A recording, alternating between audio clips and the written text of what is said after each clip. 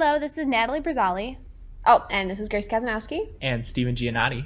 And for our midterm digidalectic, we read The Internet, A New Forum for Proclaiming the Gospel. It was given by the Holy Father, Pope John Paul II, for the 36th World Communications Day on Sunday, May 12th, 2002. Which, who knew there was a World Communications Day to begin with, let alone the 36th? Yeah. I have to say that's one of the most profound things I've learned in this class, that there is a World Communications Day. We thought that the document was super interesting because we didn't even realize that the church had anything to say about the internet. It's so new, and usually the church takes a long time to even proclaim anything about new technologies and new theories. And so we thought it was really interesting that even while the internet was relatively new, John Paul II was coming out and talking about how Christians should or should not use this. Yeah, he seemed very ahead of his time, honestly. For it being 2002, like, think of those big old computers. I mean, obviously I was only like 2 years old at the time, so I don't really quite remember. But it's just crazy, like, how on top of he was, because everything he still says in here is relevant today, specifically how we can utilize it to proclaim the gospel. Yeah, and kind of seeing it in, like, juxtaposition to today. How, like, back then, like, you think, like, bringing back, like, the big event of the time was, like, 9/11. Everyone remembers the news report on, like, the TV and stuff, as opposed to if that happened today, it would be all over the internet. And then the news would be reporting about it hours later after everyone had heard about it. So it's kind of like... For sure. See back in time. Yeah, I would say it's even more propagated. It's more used than news media, than pretty much anything that has come before it. And it's even continued on into our own day as being obviously the most popular form of communication, for sure. If you want to get your point across, you do it on the internet.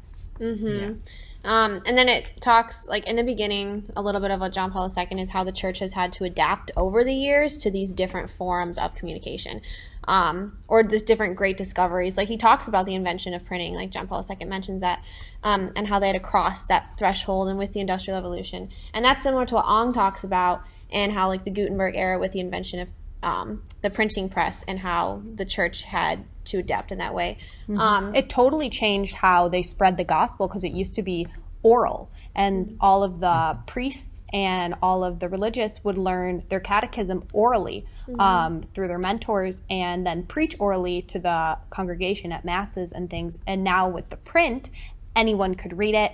Anyone could come up with their own theories, and that's a lot of the Bible. Yeah, and that's a lot of the problems that surfaced during the Council of Trent and led to that, the Reformation.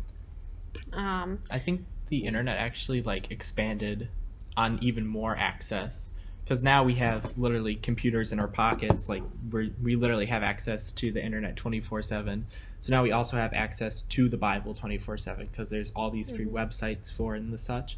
Whereas opposed to, like, before, you would either have to go to the library, or you would have to be at your house, and if you had a Bible, and you would have to manually look through for whatever you were looking for. Whereas now, if you can, like, remember a certain passage, or, like, even, like, some websites, you can just look for keywords and just find everything, like, just there. Exactly. Like, very quickly. And it's super neat how, like, he's talking about the internet, but in relation to, like, how that works for the gospel. So, like you were saying, like, the book, and then how the internet expands that so much more. So, like, he calls it, like, this cyberspace. He's like this new frontier at the beginning of, like, this new millennium, and how we have to take on the challenge and the heart of what that means to, like, put out into the deep. And so I think he made a pun at the very end of this. I won't talk about that now, I guess. But it was about putting out. Sure he said did, the net. He said putting out into the net, but like the internet, but the net casting out for the fish. Fisher of men. Yeah.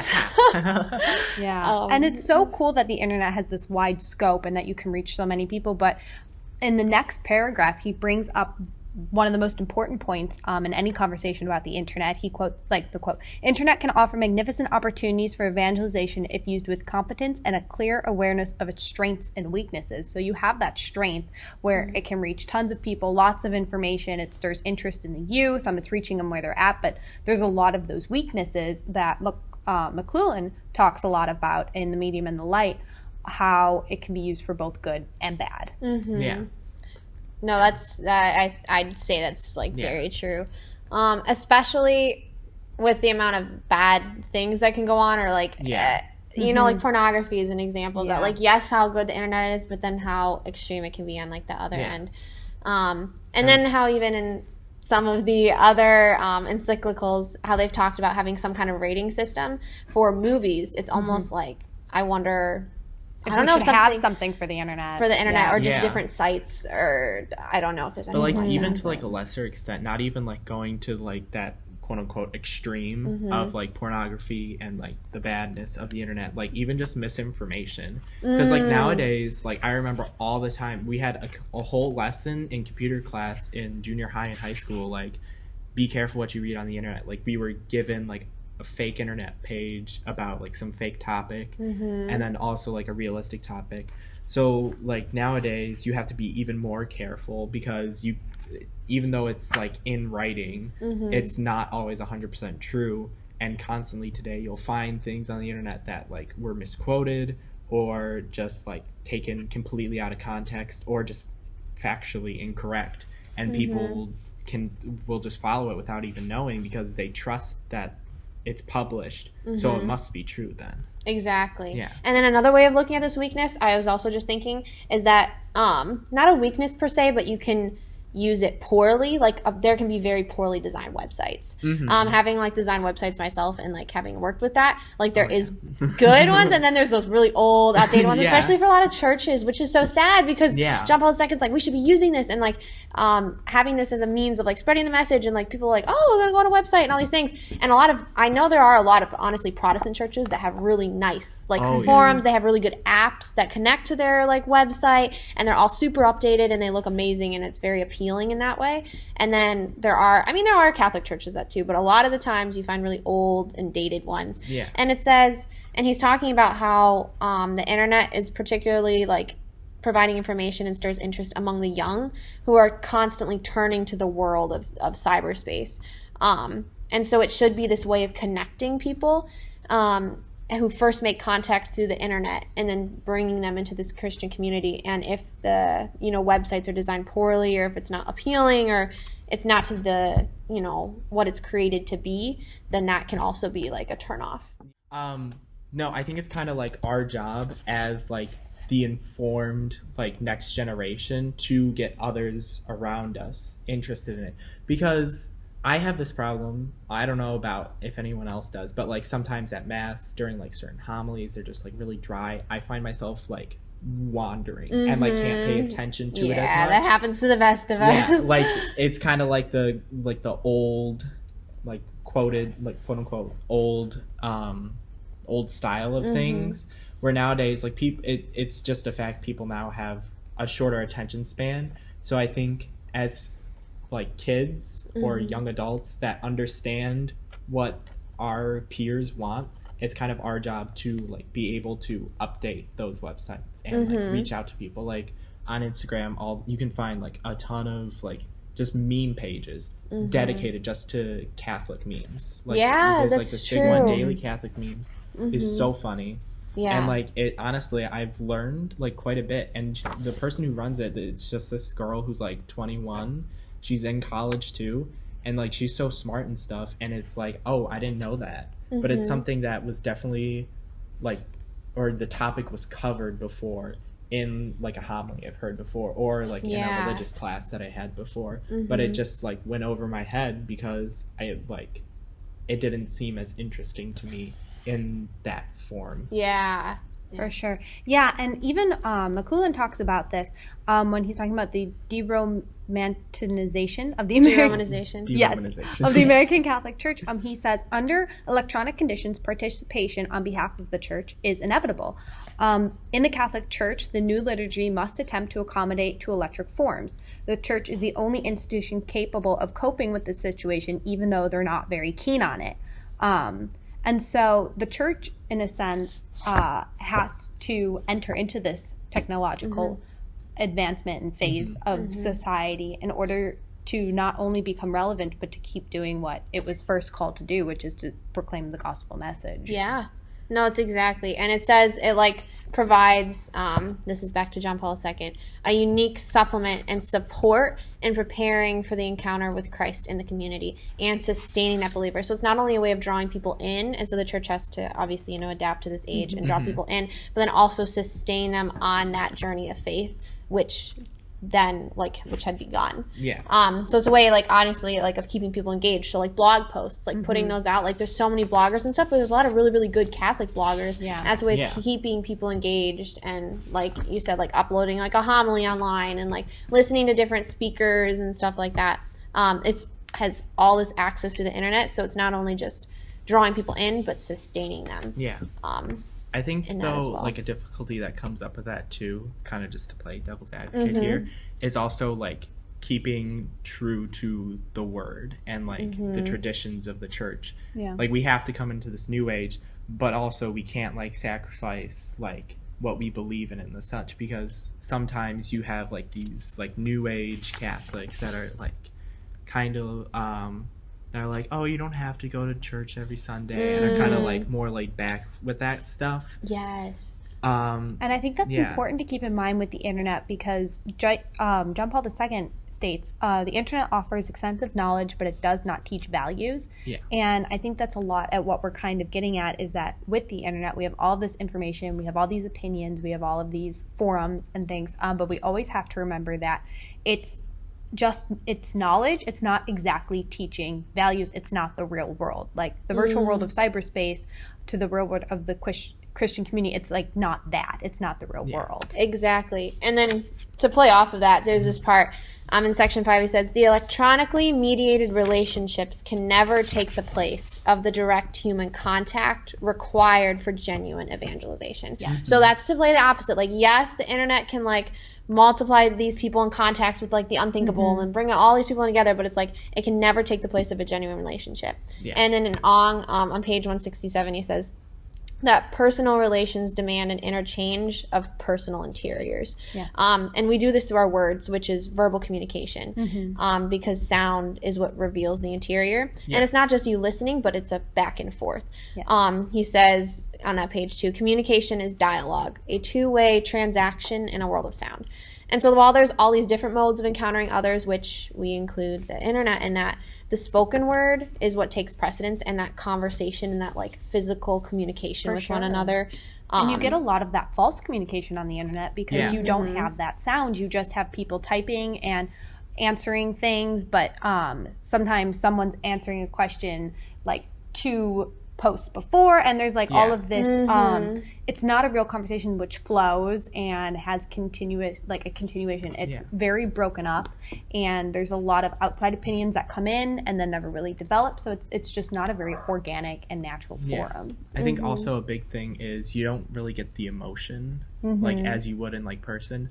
I forget where I saw this explained, but someone said you read like texts and messages the way you were feeling at that time. So if you're mad about something, like someone could just be like, good morning. And if you're angry at the time, you'll read it as like they're coming after you. Or something like that. Like, I think it's the internet and like access to all these like homilies and everything should be supplemental to evangelization in person. Well, that's even important to keep in mind in the conversation we're having, because we're literally reading a sermon. So John Paul II gave this in sound, and we're reading it and analyzing it based off the text and stuff that we got off the internet. And it can stuff can get so misinterpreted and so skewed, and then that goes back to the problem with everyone interpreting the Bible according to their own, because it was spoken, and then reading it like kind of change, like it can totally change things. Like vision of itself, this is also on in isolation for the other senses, like depersonalized relations, and it allows us to like look at the word as we see it. So that does impart a lot of confusion. But then it's also interesting because the internet, yes, you read, but then you can also watch things too. So that brings on all that kind of stuff with the television and what the other popes have said about having to keep in, bounds with all of those things, how to promote the good and the true and the beautiful. Regardless. In a way, the internet has kind of embodied all the senses. Obviously, besides like taste, you can't really taste the internet. Yeah. Hey, wouldn't that be something that- eventually? Oh, Yeah. Or please. smell. Or No, smell. you cannot smell the internet. Yeah. You can smell your laptop, but I don't Yeah. know if I like to smell. But the point is that it's taking like the sight, it's taking sound because you can listen to podcasts and such, and it's taking the visual because of the written word, and it's very isolating.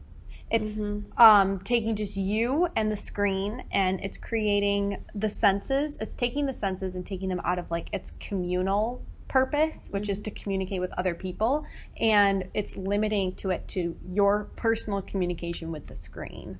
Exactly. And it says that the internet like radically redefines a person's psychological relationship to time and space, which kind of goes back to how Long was talking about with like the time and the space, the very like audio and visual. So our attention is then riveted, like kind of as you were saying, on what's immediately in front of us, what's on that screen. And then what like the deeper like thoughts and reflection might not come about because we're just like looking at the surface. Yeah, it kind of Which takes is like crazy. like an anti-bullying like approach, or like the bullying like things. What's a word? What's a good word for that?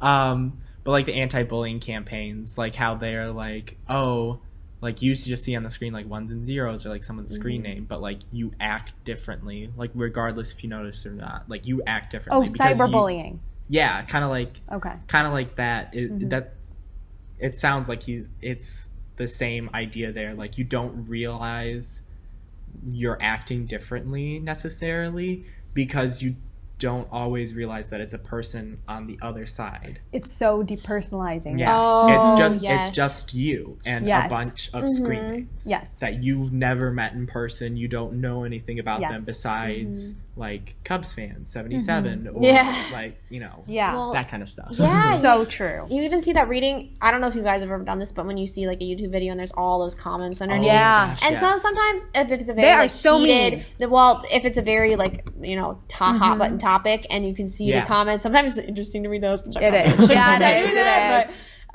You can, and people just the things they say to each other, like they would never say that. You would never say that in person ever. And if like you did, there's something wrong with you because it's just some of it's just cruel. Kind of leaning into that, and also going back to like misinformation and stuff.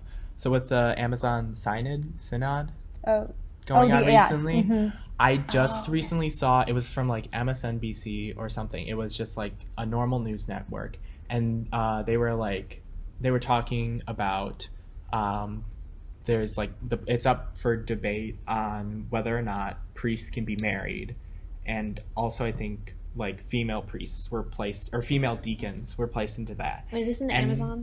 Yeah. Okay. And it was just a report about that. It was like 2 minutes long. It was like, so they're like bringing it before the Pope, and he like has the final say. And I went into the comments, and like the amount of people misinformed and just saying things that just like, if you were in a Catholic church for just a few minutes, or like you just listened for a few minutes, like you would realize we're so wrong. They were like, oh, that's so like old age, why is that still a thing? Like, oh, blah blah blah, this is why there was that whole scandal in the church with like the sexual assault things, and they're like, oh, the nuns and the priests, like they should be allowed to get married because that will stop all that, and like all this stuff that it's just crazy to think that there's like people that have never heard this at all, and it's so like it's all there on the internet. Yeah, and all their information is coming from the internet. So Yeah. not only are they putting their opinions on the internet, they're putting like all their information is also coming from the internet. So it's just the internet. And then they place their opinions as fact, and then it rolls, it snowballs. Yeah, for sure. The whole like sex abuse scandal and all these things, and Pope Francis this, Pope Francis this. I'm like, everything you're getting is off the internet. It's like, and then they're like, oh, but he's taking too long to decide this, and he was doing that. It's like, what do we really know? Are we in the like they're like not in the Vatican? It's like, oh, it goes back to the whole, does the Pope need to be in the Vatican? Like, obviously we have all this information, but really what is true and what do we know? Yeah. Like, in all these cases, like there's so much behind the scenes stuff that we have no idea about. And for sure. And the thing is that what you're saying, if it's not on the internet, then people don't think it exists. Yeah. So like all of that back information that we don't hear about, if it's not published on the internet as like some news scandal or whatever it is, we don't think it exists. Yeah, like if you Google something and it doesn't come up, you're like, oh, well, it must not be. You're like, Yeah. oh, you're lying, Even or on, that's like, not true. sometimes the first page, like no one goes back to. There's Yeah. like this Google Who has statistic. ever done like to Google page 2? I've I've done it like twice. I've done it for research. Oh papers, yes, research. Yeah. That's about and- it. but only for like school things that were required of me to get a certain amount of resources. Mm-hmm. So and like there's Google statistics that are like sometimes people don't even go past the fourth result. Like if you have Yeah. to even like scroll your mouse wheel Yep. to go down, people won't even do that. Yeah, that's why companies spend thousands of dollars on search engine optimization so they come up first, so Yeah. that people click on their link and that's what you look at. Yeah. But I noticed yeah. more and more like search results that come up on Google. This is kind of a tangent, but like search results that come up on Google, the first 3 all have an ad tagline on Yes, them. for And sure. it used to be like years ago it was like most relevant result. Yeah. And now like it's like ad. I'm just like I don't want these. And how is the church supposed to compete in this? Yeah. In this forum? And so as JP2 is saying in his Internet a New Forum for Proclaiming the Gospel, given all of like the pros and cons that we've talked about with the internet in relation to just like everyday life, how can the church like compete in a way with the internet, like with what the internet is right now? How are we supposed to go in and kind of proclaim the gospel? I think we have to do like again coming back to us as the next generation, like inheriting the world and the church and the traditions and everything. We have to be the ones to do that. And I mean obviously it's going to be hard, but like we're going to have to start small. And like stuff like YouTube started in 2005. Now it's like this massive platform that everyone knows about and stuff. Yeah. Google like wasn't even the most popular search engine when it came out. It was like Ask Jeeves and like Bing and like Yahoo. Those were all big. And now Google has become this juggernaut. So I think with the internet, you're going to have to start small and like really fight your way, tough it out, and just be like hardy. And we have to take on that responsibility and like tell people like, this is what we believe. Yeah. Like it's good. Like it's going to help you. It'll like make you into a better person. Exactly. Kind of stuff. And we have to lead the charge on that. Yeah, no, John Paul II says, do not be afraid to be the saints of the new millennium. And that's what we're supposed to be. Like, we're the ones who understand an age. Like, we were born in the age of the internet. Like, I didn't exist when the internet didn't exist. So we are the ones who know this time, but we also are at an advantage that way because we understand how everyone else our age also thinks. And we have to utilize that. Like, and he says, how can we, navigate in these troubled times? And he's like, is it possible? And then John Paul II says, yes, the church believes it can. Like, that we can do this and that we are supposed to answer this call of evangelization. Like, this is the first time ever in the history of the world that we're able to connect the billions of people on this earth because pretty much everywhere is internet. I mean, I know there's places that do not and whatnot, but even we were talking about for our organization we work for distributing a book about Marian consecration, and before it's like we had to ship those books out like physically, but if you're able to then get those on the internet on an app, then what's to stop you from getting that book in every single person's hand? The same goes like say for like the Bible and like the good news of the Catholic faith. For sure. JP, that's what JP2 says at the end of this document. The final conclusion really is that we have to be the face of Christ and the voice of Christ in the internet, in the age of the internet, on the internet, and bringing forth all of those things in the forum that is today's.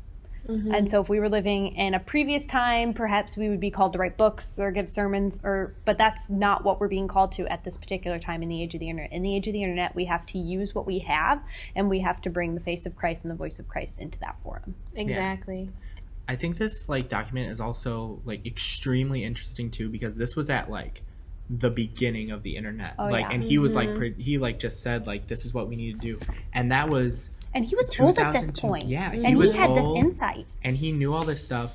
And like just think about like what has happened in the past few years technologically wise. There's been so many medical breakthroughs like in technology. Now you can have VR where that used to be like that's not even a thing that's going to happen. That's like a future thing, like self-driving cars. Like there's so much technological advancement that has happened since this document, since this homily was like made and written, that like it's crazy to think that he just like knew this stuff and like knew this is what we like was going to be the springboard and stuff. Yeah. And you see that kind of foresight in Ong, and you see that foresight in McLuhan. McLuhan. And so it's been really interesting. You have these three very different people who have very different ways of saying it, but they're all coming together, and they're all, I think, arguing that it's not so much that the forums of media are bad, but it's the obligation of the individual and the obligation of the church to go in and use them and use what we have in this given time. Exactly. And then John Paul II, the very last sentence, may the Lord bless all those who work for this aim. So we going forward, we go forward with the Pope's blessing. Like, we have that courage. Like, it's there's everything we can do as humans, but it's God's grace. For sure. And so, and we're being given that in this time in order to go do that. Yeah. So, Perfect. nice job, everyone. Cool. Signing off.